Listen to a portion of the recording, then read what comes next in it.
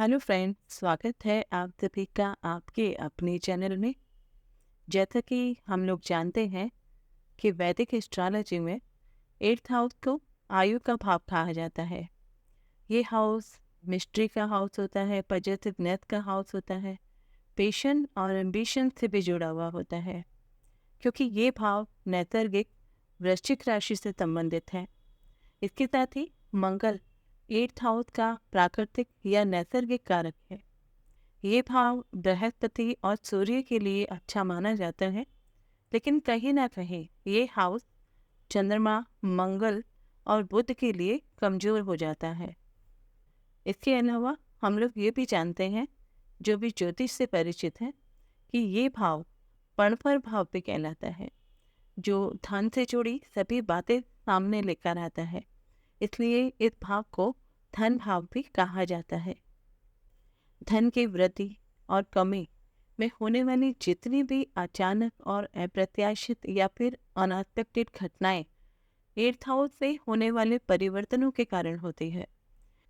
जैसे अचानक लाभ होना, हानि होना, या शेयर मार्केट में अप्रत्याशित लाभ या हानि होना। आपकी विरासत, आपके लाइफ इंश्योरेंस से संबंधित जितने भी चीजें होती हैं, वो सभी 8वें घर से होती है। इस प्रकार 8वें भाव को परिवर्तन और रहस्यों का भाव भी कहा जाता है। सो whenever unfavorable planet make graha yoga in 8th house can cause depression, delay, dissatisfaction and defeat. Apart from it, this house signifies the body parts that are governed by the 8th house are the reproductive system and the colon region. 8th house signifies sudden event, scandal, affair, lottery, etc. Well, 8th house धन, भाग्य जैसे जीवन से जुड़ी बहुत सारी चीजें होती हैं, उनमें बहुत तेजी से बदलाव लेकर आता है। ये भाव ही है जो भाग्य में उतार चढ़ाव, अप एंड डाउन लेकर के भी आता है, जो आपके जीवन में आपकी मानसिकता से जुड़ी आपकी सभी तरीके की हैप्पीनेस है। क्योंकि जितने भी फंड पर भाव होते हैं, जैसे second house, 5th house, 8th house और 11th हाउस, ये सभी भाव फंड पर भाव कहलाते हैं। तो ये सभी भाव और इनके भावेश आपके धन के साथ साथ आपकी मानसिकता से भी जुड़े होते हैं। 8th हाउस में एक अच्छी ग्रह स्थिति जब भी बनती है, तो किसी भी इंसान के भाग्य को काफी बढ़ा सकती है। जब यहाँ पर अनफेवरेबल अलाइनमेंट हो, परेशानियां हो, कठिनाइयां हो, तो ये भाव चैलेंजेस को भी फेस करवा सकता है। इसके अलावा जिनके भी 8वें घर में किसी भी ग्रह की स्थिति मजबूत होती है, स्ट्रांग होती है, उनका इंक्लिनेशन अध्यात्म से जुड़े विषय से होता है। इसके अलावा उनकी मानसिक क्षमताओं से संबंधित होता है, यानी उनकी मेंटालिटी ऐसी होती है कि जितने भी विषय इनसे जुड़े होते हैं, उस तरफ इनका ध्यान ज़्यादा होता है। ऐसे लोग psychology, science, mathematics and paranormal study में भी किसी न किसी तरीके से इन्वॉल्व होते हैं। देखिए, जब भी बात 8th हाउस की होती है, उनसे संबंधित कारकत्वों की होती है, तो हमेशा एक अजीब सा भय, एक अजीब सा डर हर व्यक्ति को होता है। खास तौर पर उनको जिनको ज्योतिष की थोड़ी बहुत भी नॉलेज होती है। दूसरा, 8th हाउस की हिडन एक्टिविटी की जब भी बात होती है, पैरानॉर्मल एक्टिविटी की बात होती है, तो केतु को इग्नोर नहीं किया जा सकता, क्योंकि केतु भी रहस्यों से जुड़ा हुआ है, जो हर इंसान को समझ में नहीं आता। तो 8th हाउस और केतु का आपस में बहुत गहरा कनेक्शन होता है। जिनके भी चार्ट में 8th हाउस में केतु होगा या 8th हाउस से किसी भी तरीके से कनेक्टेड होगा, तो ऐसे व्यक्तियों को समझना बहुत मुश्किल होता है। वो दिखते कुछ और हैं और दिखाते कुछ और हैं। अब एक सवाल सामने आता है कि क्या हो अगर 8th हाउस में केतु ना भी हो, तो इसे कैसे समझा जाए, कैसे देखा जाए। तो आज इस वीडियो में हम इसी पर चर्चा करने वाले हैं। जैसा कि हमारा टॉपिक है, केतु से अष्टम भाव को कैसे समझें। आपकी कुंडली में केतु जहाँ पर भी हो, जिस भी भाव में हो, आप उस भाव को देखें और फिर वहाँ से 8th हाउस को देखें। केतु से 8th हाउस बहुत विचित्र होता है। उस हाउस में बहुत सारे सीक्रेट होते हैं। इसके साथ ही वो हाउस बहुत पावरफुल होता है। इस भाव में बहुत सी ऐसी चीजें छिपी हुई होती है जिसे समझना बहुत मुश्किल होता है। आपके जीवन में उस भाव के कारकत्वों में आपका इंटरेस्ट हमेशा बना रहता है। आप उस भाव के प्रति हमेशा एक्टिव रहते हैं, या कह लो आपका माइंड उस भाव के प्रति कुछ ज़्यादा ही केंद्रित होता है। लेकिन एक और बात यहाँ पर ध्यान देना होगा कि केतु के पास हेड नहीं है, हम सभी जानते हैं। लेकिन केतु के पास बॉडी है, शरीर है, जिसे हम कंसीडर करते हैं और उसी के हिसाब से प्रेडिक्शन करते हैं। तो एक सवाल दिमाग में आता है कि आखिर केतु का हेड क्यों नहीं दिखाई देता, या उसका हेड क्या काम कर रहा होता है। अब आप सोचेंगे केतु का हेड तो राहु है, राहु हेड और केतु थर्ड है। लेकिन आज जो मैं आप लोगों को बताऊंगी उसे सुनकर आप भी हैरान हो जाएंगे। केतु का थर्ड, जहाँ भी केतु होता है तो उसके कारकत्वों से रिलेटेड चीज़ें होती हैं। लेकिन जो केतु की प्लानिंग है, उसका जो हेड है वो कभी भी सामने लेकर के नहीं आता। इसका अर्थ है कि वास्तविकता में केतु अपने रिजल्ट तो सामने लेकर आएगा, लेकिन अपने प्लान सामने नहीं लाएगा। यानी अगर इसे हम किसी व्यक्ति के माध्यम से समझें तो व्यक्ति खुद को पॉपुलर करने के लिए समाज में अपने कार्य को तो दिखाएगा कि ये काम उसने किया है, और लोग उसकी स्मार्टनेस के लिए उसे अप्रिशिएट करेंगे। लेकिन वो खुद को सामने नहीं लाएगा कि उसने इस काम के लिए क्या प्लानिंग की है। कहने का अर्थ है वो ये चाहेगा कि उसकी अपनी चीज़ें तो सामने आए, साथ ही उसका नाम भी सामने आए, लेकिन वो खुद हिडन रहे, सबके सामने ना आए कि उसने इन सब के लिए क्या क्या किया है। कहने का अर्थ है केतु का हेड नहीं है, लेकिन फिर भी कहीं ना कहीं वो कुछ ना कुछ काम कर रहा होता है। तो हमें उस काम को समझना होगा कि वो कैसे काम करता है। काम तो करता ही होगा ना, तभी तो वो अपने फल भी देता है।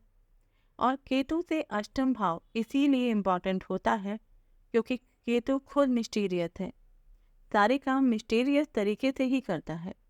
और एट्थ हाउस भी मिस्टीरियस है, सारी चीज़ें, सारे प्लान हिडन तरीके से होती है।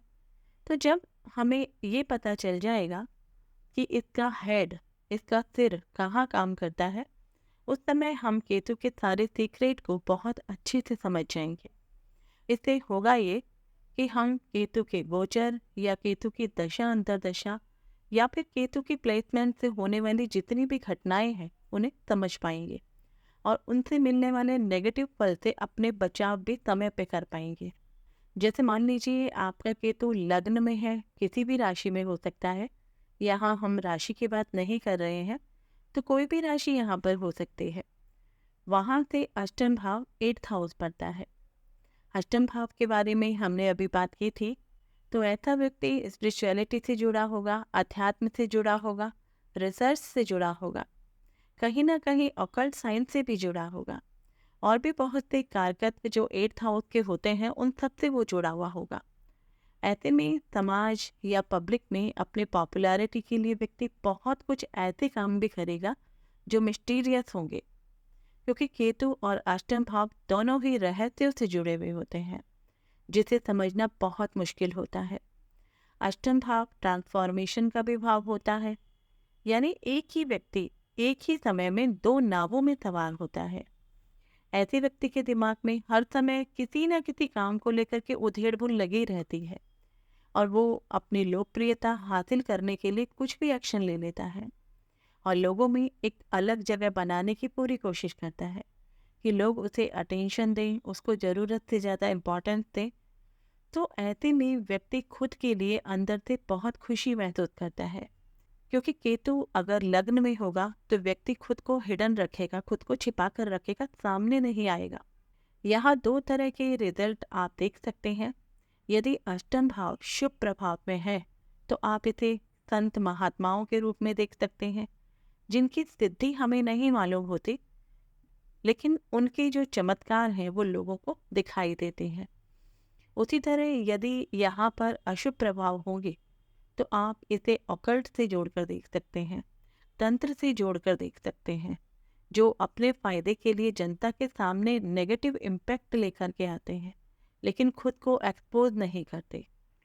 तो इस तरह से आप अपनी कुंडली से देख सकते हैं कि आपका केतु कहाँ बैठा है, उससे 8th हाउस कौन सा भाव बनता है, उस भाव के क्या क्या कारकत्व है, कैसे प्रभाव है, उस भाव से संबंधित कैसे रिजल्ट पब्लिक के सामने आते हैं, आपका फोकस उस भाव के प्रति कैसा है।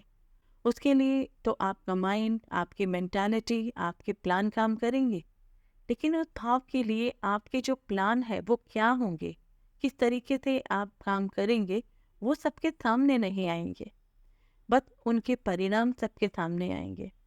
यही काम केतु देव करते हैं अपने से अष्टम भाव के लिए।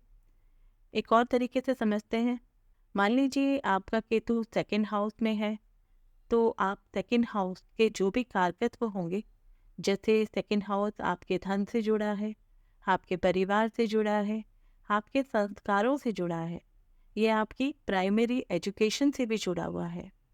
तो जो भी 2nd हाउस से जुड़ी आपकी इच्छाएं होंगी, उन सभी इच्छा पूर्ति के लिए आपको नवम भाव को एक्टिव करना पड़ेगा या नवम भाव को देखना पड़ेगा, क्योंकि 2nd हाउस से 8th हाउस नवम भाव पड़ता है।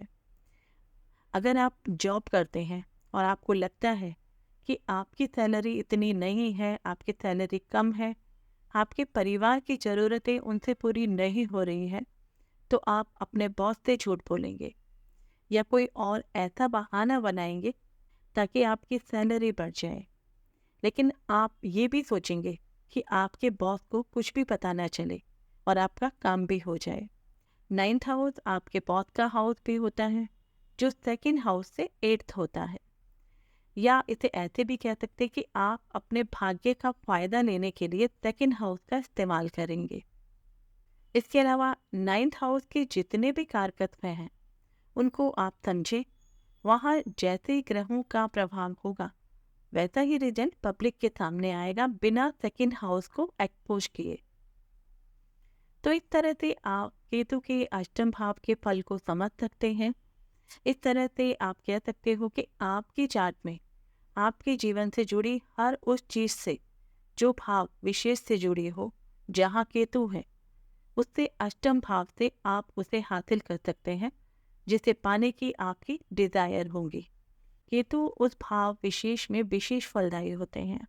वहाँ केतु की पावर छिपी हुई होती है, क्योंकि केतु से अष्टम भाव बहुत पावरफुल होता है। इस भाव में बहुत से रहस्य छिपे होते हैं, जिन्हें समझकर आप अपने जीवन में बहुत कुछ हासिल कर सकते हैं। आशा करती हूँ आपको ये वीडियो जरूर पसंद आया होगा, तो वीडियो को लाइक करें, शेयर करें। चैनल पर पहली बार आए हैं, पहली बार मुझे सुन रहे हैं और ज्योतिष से जुड़ी अधिक जानकारी पाना चाहते हैं, तो चैनल को सब्सक्राइब करें। मिलते हैं एक और ज्योतिष की नई जानकारी के साथ। तब तक अपना और अपने परिवार का ख्याल रखें, सुरक्षित रहें। जय हिंद, जय भारत।